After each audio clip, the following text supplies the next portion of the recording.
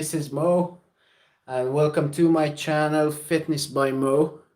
Also, we have Luke from Hello Hull, guys. the UK, and he's one of the great PTs and one of the body power athletes as well. So, uh, once YouTube allowed me to go live, so I thought to come in here and say thank you very much.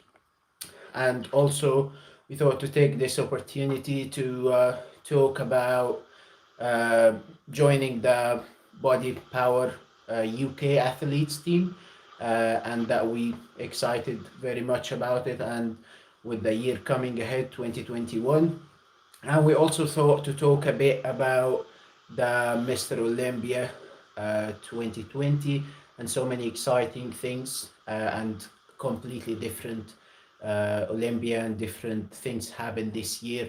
So, what do you think, Luke, about um, joining the Body Power and this start of the new journey? Yeah, well, firstly, congrats on getting to 1,000 subs, mate. Yeah, Thank you. some good content out there. Thank you. Yeah, no, it's been a brilliant opportunity for me. I mean, I'm still fairly new to like bodybuilding in itself. I've only been into it for about a year and a half, but it's one of those where if you do work, it does actually pay off. The body power team have kind of just proven that. You know, I've worked my ass off for a good year and a half now. And it's, you know, the culmination of that has been I get to work with one of the best teams in the world. I think you can agree that it's going to develop us, which is kind of what you look for, especially in this sport. You need to always develop to keep up because things change very fast, as you'll know, especially from the Mr Olympia this year, which we'll talk about later. Times change. Yeah, of course. Well, I also believe if you want to grow and get bigger, not just in muscular size, I mean, grow in your career, in your sport, you need to work with the biggest people in that industry. And I believe Body Power is one of the biggest, people in the fitness industry. So definitely working with Body Power and the athlete team that would develop both of us. Yeah. I mean, especially in this sport. I mean, it's an expensive sport. I don't think people realise how expensive it actually is. Definitely. Your gym memberships, your supplements, all this kind of stuff. So, especially when you get an opportunity like this where they're willing to help you, it's brilliant. It really is. Yeah, definitely, and I'm very excited about actually joining the expo this year in May, the Yeah, next that'll be year. good. I can't wait for that. Yeah, because usually I go, and you also go to the expo, like just you go to meet the celebrities and the famous athletes, but it will be different. It's exciting this year that we would go as part of the athletes team, so this would be a really exciting experience. Well, definitely. It's an honour to be alongside some of the greatest. You know, they've had Steve Cook there, they've had Ryan Terry there.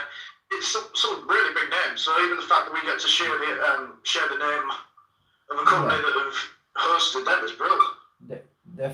Definitely, and I mean, we're 2021. It's not even started yet, but probably will be more big names coming. Potentially some of the new Mr. Olympia athletes. We never know, but it's definitely going to be one of the biggest events in 2021. Yeah, it's a big rolling world, especially when it comes to like supplements. What teams are looking for? I mean, you look at Gymshark. They hired, what was his name? Bazinga. It was one of the sidemen. Yeah. He was a gamer for quite a few years. Yeah. Obviously, he changed his life around really fast. You know, never thought 10 years ago that gamer would be represented by one of the best sports teams in the world. But here we are. You know, it shows that companies change. Definitely. Every year there's something new. There's new people on the screen. There's new athletes, and I think Mr. Olympia is just the previous weekend is proven that because, like, I think a couple of years ago, everyone thought that Phil Heath will keep winning forever, and we'll never see a new Mr. Olympia, and here we go. So yeah, it's things always change in the fitness industry. Yeah, definitely. Yeah. So, Mr. Olympia 2021. Yep. What do you think? It's I'll tell you what, God, it's been an emotional year, hasn't it? Especially for the guys competing. yeah. Also, they had to change venues due to like COVID-19 Yeah, and all that. definitely. I mean, we are already talking this way because of the new restrictions, right? The COVID-19. Yeah, exactly. Yeah, it's this Believe it or not, year. we're not in the same room. Yeah, this year taught us a lot of things that we never ever thought that we would be able to do it. And here we are, everyone working now from home, people just having parties on the screens now, and things like that. So Yeah. yeah, so No, back to you. definitely. Yeah, Olympia this year, brilliant. Hats off to the organisers, especially for moving it around as quickly as they did. Some brilliant names popping up, some of the originals coming back, obviously Phil Heath, and some brilliant newcomers. Obviously, congrats to number one for Open. He deserved it, especially. Yeah, big Rami. But yeah, no, I think there were some results where they were definitely expected. Yeah. Like classic. Obviously, we'll talk about them more in detail, but I think classic and 212. Obviously, I'm not really a massive fan of the 212 and open because it's not something I personally aspire to. I'd probably sit with my physique or classic physique. Yeah. But hats off to them. We've worked incredibly hard. Definitely. Yeah. So with the open. I think it was really interesting this year because I have seen the prejudging and with some of the guys who are very close to Rami and they were living with him day to day leading up to the show.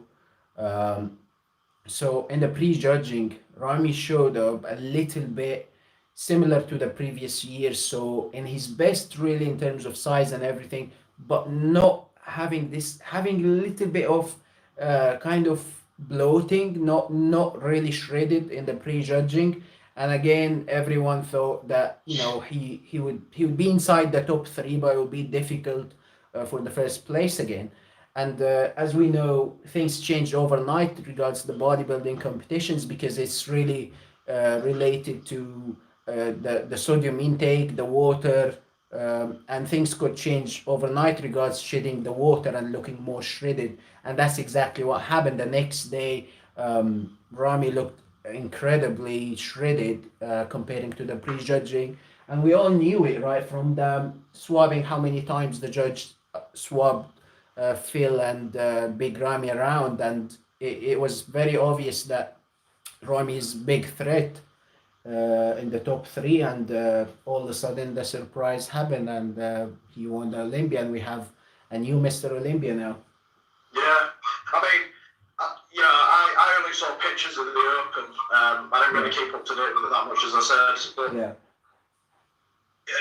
even with like my lack of knowledge, you look at this guy's legs, like he dwarfs everyone else. I'm looking at the picture now on the Olympia website, exactly. And it's pretty ridiculous. He's got legs twice the size of some of these guys. Yeah, it's ridiculous. Like there are some people turning around saying he's probably going to be as good as Ronnie, due to his size. Yeah. And he's incredibly conditioned for how big he actually is.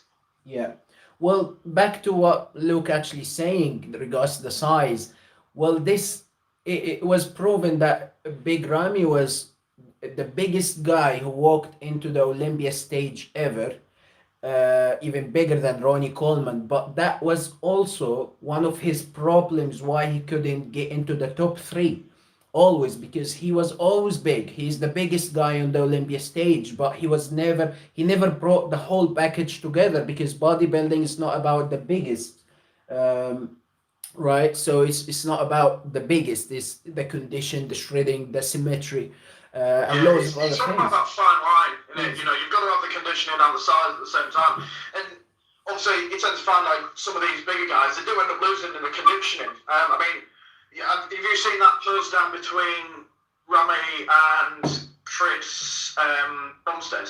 Yeah, of course. So yeah, you can kind of see where obviously I'm not sure how long after that was. It was probably a couple of hours after Yeah, the yeah, Olympia yeah, concluded. But yeah. you can just see the bigger you get, the less conditioning you're going to have. You're never going to be able to keep as tight as some of these, like more classic division athletes. Definitely. Definitely. I mean, there is massive difference in terms of the waist to the whole body ratio, and Yeah, how shredded you can get. Um, yeah, definitely, it's completely two different divisions and two different requirements.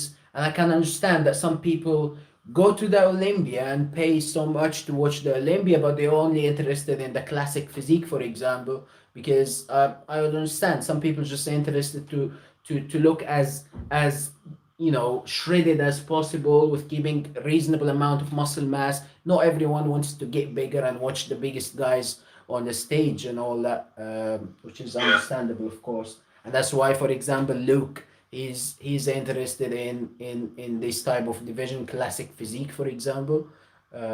Yeah, so everyone is different, and that's one beautiful thing about the fitness industry.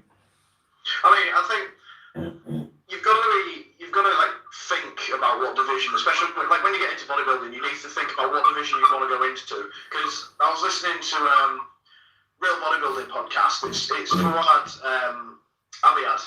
Yeah, So he was an open competitor for a while, yeah, and he was saying mental health, especially bodybuilders, is low enough as it is. It's a very mentally draining sport. definitely. But especially when you get to like 212 and open, these guys are monsters. They're huge, and Yeah, you're never going to be considered normal anymore. Whereas if you compare yourself to a physique guy, a classic physique guy, yeah, it's achievable. Yeah, you might not ever get to an Olympia because you're not that good, but you're not necessarily going to be getting attention from the people of the public going, "Holy crap, this guy's huge."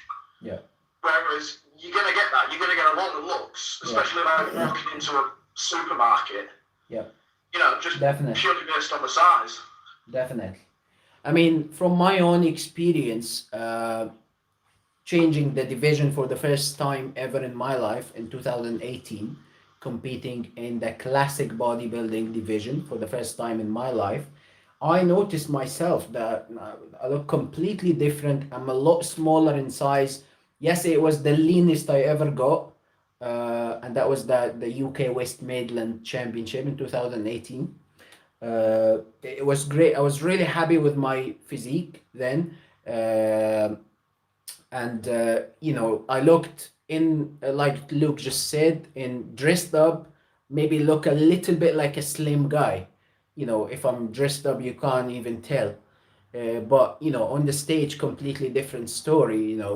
But with the bodybuilding divisions, you look like a big guy, whether you're dressed Yeah. or not. So that's really another difference. It depends on how you want to look like the whole year long, because it's difficult to keep the stage conditions the whole year long, isn't it? It's Oh just, yeah, 100%. yeah, I it mean, requires a lot of you, hard work and dieting and yeah, I mean, 99% of people ain't going to be able to stay lean the entire year. Unless you tend to see all these like influencers, that stay tight as hell all year round, and it's not good for you. It's really not, especially with no, like that low fat percentage. It's not going to do you any good. no, it's not healthy for you. We talking here, we're trying to keep it very real, and we just talk the reality of things, really. So the things we see on social media is not the reality. um, so yeah, it's not even healthy for you to stay below 10% body fat, for example, the whole year long. And this is a lot of hard work, and it impacts the mental health. uh, yeah, and it's really difficult to maintain.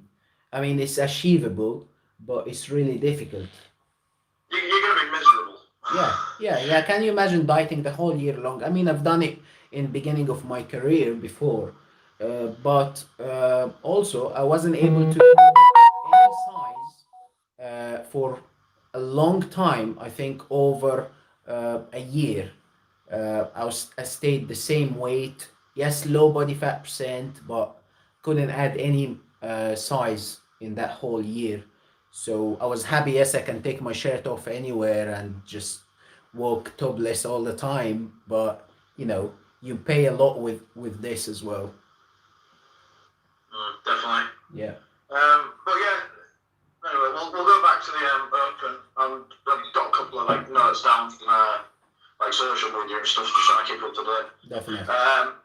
So yeah, you've seen. To be fair, I wasn't really surprised with Brandon Curry coming second. Like as soon as you see him, you know, great condition. It was one of those though where if you look at Phil Heath now, and you've not seen him like progress over the course of the years, then you might still think he could be like second. But I think the issue is, if you compare him to when he first started, he's not the same anymore. Like age is definitely getting to. Yeah. Well, I mean, one thing I noticed clearly in the prejudging, he completely lost the control over his midsection, and I think that's what gave Rami a big advantage over him as well. Yeah. Because Rami showed up massive midsection control, you know, and it's really difficult with him being the biggest guy on the stage. It's really difficult to control your midsection when you're so big. So yeah, that is really these little things that made all the difference. Yeah, definitely. I mean, the major thing I can see here is legs. Like it's like I said at the beginning, but his legs are nowhere near as conditioned as they used to be. Don't get me wrong, you know, he's still a monster, but yeah, of course. Yeah, they're not as they were. But I mean, this is the thing. I mean, you're either going to go out fighting or you're going to give up knowing that you've won. And I think he's going to be one of those people that's probably going to come back for another year, 2 years, just to see what he can squeeze out. I mean, if he can get another second or third place, yeah, you know, he's going to be smiling. He's still got a number of wins under his belt. So what's a couple of second, third places? It's not like he's finished, you know, 13th, 14th, etc. I mean, I was just actually speaking to a couple of friends yesterday, and I was saying my opinion that I won't be surprised if Phil Heath retired at that, because he was coming very strong this year, and you know, with all the advertising for the Olympia 2020, and with obviously the difficult situation conditions for COVID-19 and all this, and obviously the famous unfinished business that he wanted to do, which is still not unfinished business so far until this moment. So I think he might be. I won't be surprised if he retired at that. Yeah, definitely. I mean, some people would disagree with me, but you know, I won't be surprised, to be honest. Yeah. Yeah, I mean, it was the same with Ronnie, wasn't it? When he was leaving, he went out fighting. Some people think that was the wrong decision, but you know, I think part of him just wanted to see how far he could go before his body broke. I mean, I'm sure you've seen the documentary of him on Netflix. Yeah. You know, don't get me wrong, like he's still in seriously good condition for how broken the guy is. Like if he's being brutally honest. Of course. I reckon Phil will be exactly the same. Like he'll just keep going until he's got nothing left. But I mean, obviously that's my opinion. Obviously, it's like you said, you think he might take a retirement. I was going to say early retirement, then, but it's only definitely. Yeah. It's only early. But yeah, the only other thing apart from that was William Bonac. Yeah. I was quite surprised about that. Yeah, I was actually wanted to talk about this. Yeah, it's surprising how the placing in the Olympia works, because like you could get a guy like Big Ramy, for example, placed the 6 in 2018 and missed the 2019 completely and never competed in 2019, and 220 he just wins the Olympia. So it's just crazy how William Bonac as well was so close in 2018, and here you go, today he's not even the top 3. So yeah, it's just well, let's be honest, this is the finest people on planet Earth on that stage. So it has to be Mr. Olympia, have to be Mr. Olympia, right? I mean, you can't get one fault with him. I think the thing is, like with a lot of these guys, obviously, yeah, we can't comment. We've never been there. Hopefully, one day we'll be able to get there. But I think sometimes, looking from an outside perspective, I think some of these guys don't need to take it to heart. It's like you just said, at the end of the day, they are the best in the world. It's going to be so competitive, which is why we'll talk about him later, but Ryan Terry from the physique division, like, hats off to the guy. You know, he had a crap year this year and still came out smiling at the end of it. Yeah. Like, you know, when you've got that much dedication, I just think, regardless of where you place, you're just happy that you were there. Yeah, definitely. And guys, let me tell you something. I mean, from my own experience, I'm not even a pro. I was so close to get my pro card. However, competing and arriving to the stage at amateur level, that is very, very, very difficult, you know. I mean, I'm not saying that to tell you that it's not achievable or anything like that, but what I'm saying is on amateur level, it's really difficult. Like, I mean, I'm so proud of myself, irrespective of the placing. So I can really imagine and I understand in a pro competition, never mind Mr. Olympia, just any pro competition, it's just a massive thing to arrive to that stage. So, you know, irrespective of the placing, I mean, we're talking about people who didn't place and all this, but of course we have massive respect to them, and you know, just being on that stage is a big achievement. Yeah. I think Luke would agree with me on that as well. Definitely. I one day heard, sorry for the getting crap. That's what happened when you overtrain. I need to drink water, guys. Hydrate it. That is the one thing I'm terrible with. I don't drink enough water. Yeah, guys, just to let you all know one thing about Luke as well. He hates rest day, so I think some of you would relate on that as well. He hates rest day. I hate him. Although, to be fair, you can technically get away without having a rest day because you can still do cardio. Yes. Even though like bodybuilders hate cardio, so exactly. Team no rest days. Yeah. Right. So if we go to 212, you're going to be leading this one, because I know. Yeah. About it, so 212, it was really interesting this year because the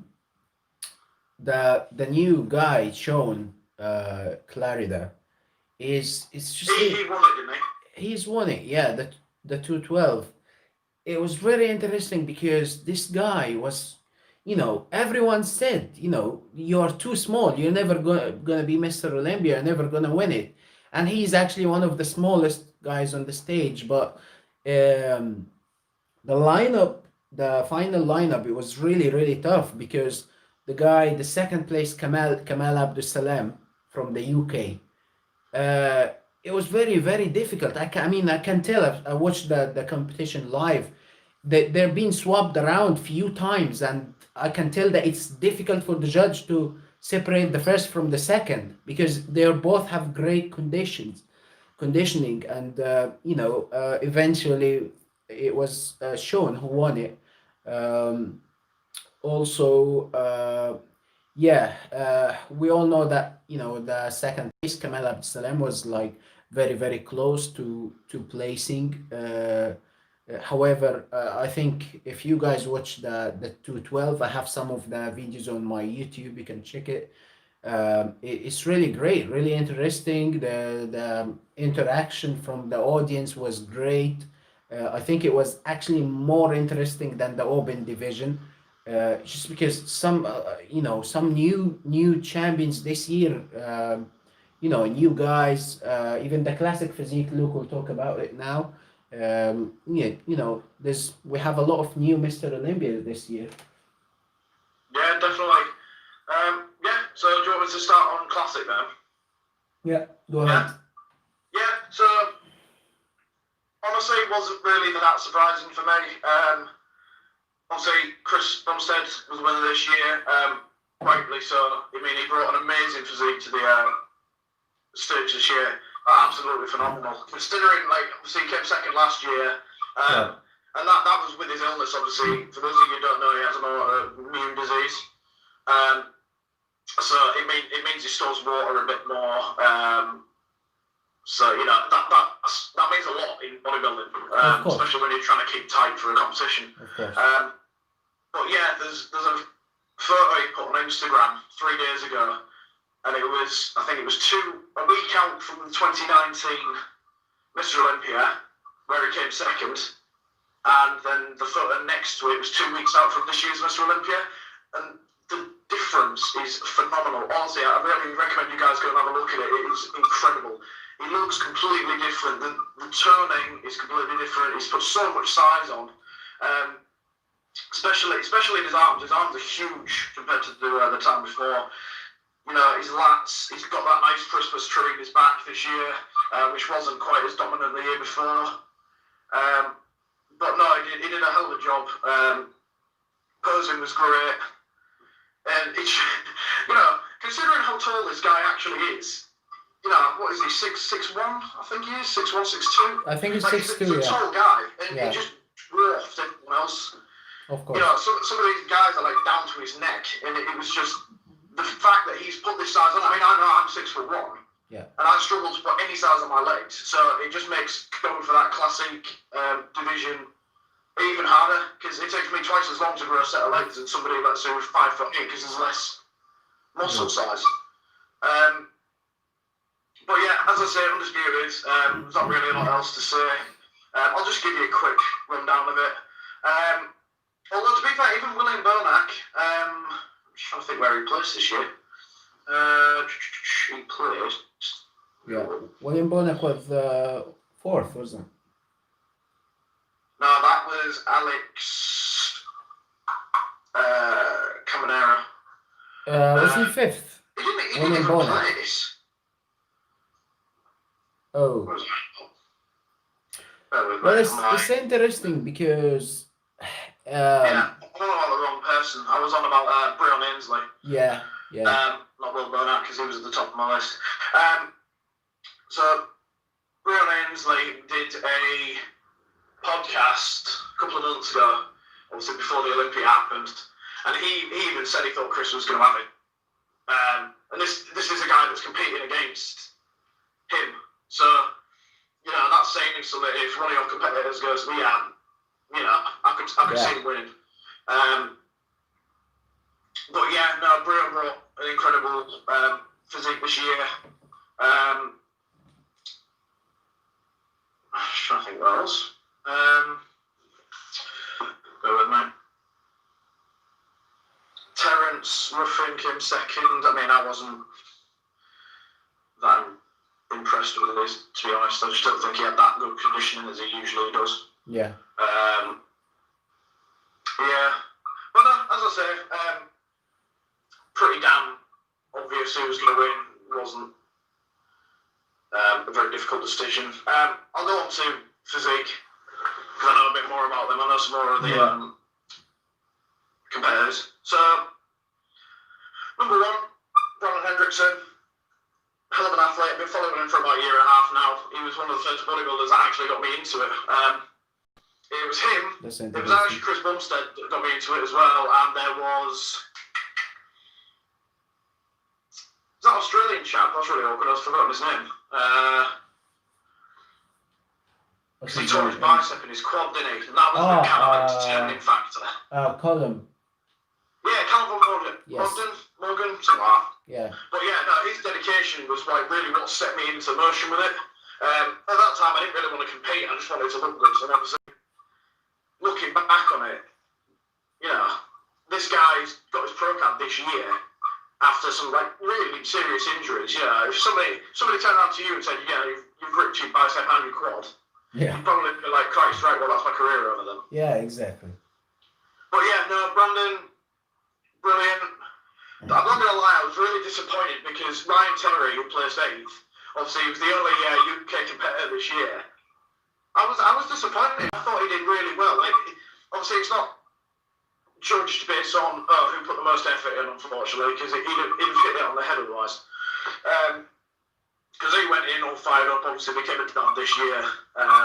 So he was quite excited to try and come home and bring the title. And I think it did kind of knock him down a bit. I mean, I was looking at his profile and I thought he was going to come, I don't know, at least 3rd. Yeah. So I was quite surprised about that. Yeah. And I think he almost went in a bit too, like, confident, because obviously the other big event he had before that was the Asia Grand Prix and he obviously came first for that one. So I think he almost went a bit too like headstrong. Yeah, this is the problem always. You can't assume because you won the Arnold Classic a couple of months before the Olympia, that means you will win the Olympia. It's a completely different thing. But yes, it was interesting this year. A lot of new people and interesting results. Yeah, obviously Andre Dieu, I don't know if you follow him, made his debut for the Mr Olympia, came fifth. Hell of an effort for the kid. I mean, what, he's 24. Yeah, I mean, he's got years to come. Oh, 100%. Yeah, I reckon given a couple of years, he could probably make, number one. Came out, he was happy with it. He went, at the end of the day, I'm 24 years old, and I've got a chance to be on the Mr Olympia stage. It's like what I said about Ryan Terry earlier. I think he's just happy to be there at the same time. I mean, don't get me wrong, he works his arse off, so he deserves to be there. But I think he's one of those people that's gone, I've got the opportunity, I could come back next year and prove what I want. Yeah. The only other person that I really followed was Andre Ferguson. I'm trying to think where he placed this year.